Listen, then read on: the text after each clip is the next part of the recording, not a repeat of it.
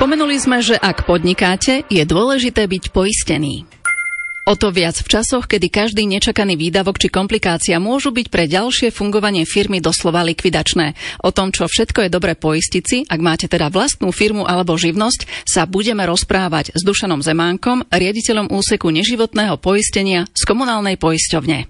Medzi najčastejšie poistné udalosti ohrozujúce podnikanie patria požiare, záplavy, povodne a krádeže.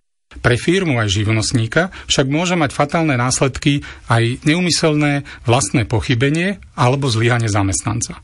Preto priority v oblasti poistenia určuje predovšetkým predmet podnikateľskej činnosti. Iným rizikám čelí veľkoobchod s obrovskými skladovými zásobami, iným stolár s vlastnou dielňou alebo účtovníčka pracujúca z domu.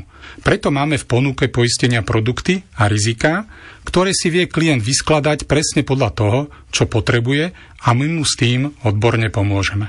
Povedzme si ale už teraz, čo by v takom základnom balíku poistenia živnostníka alebo firmy nemalo chýbať? Pozornosť treba venovať hlavne veciam, ktorých poškodenie, zničenie alebo odcudzenie by ohrozilo kontinuitu podnikateľskej činnosti.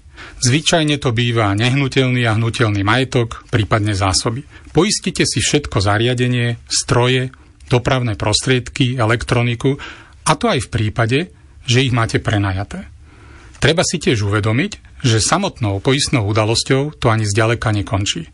Pravdepodobne budete aj naďalej platiť fixné náklady, mzdy zamestnancom, energie, nájom či splátky úverov.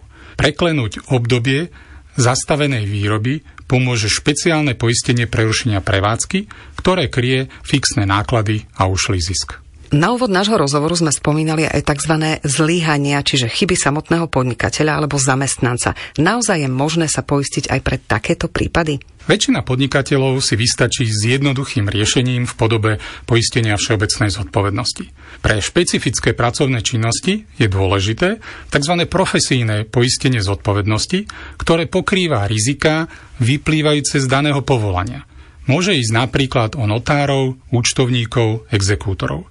Dobré poistné krytie je dôležité najmä v prípade výrobných firiem s viacerými zamestnancami. Vtedy je už potrebné zvažovať aj riziká spojené s výrobnými chybami či možnými zlyhaniami ľudského faktoru.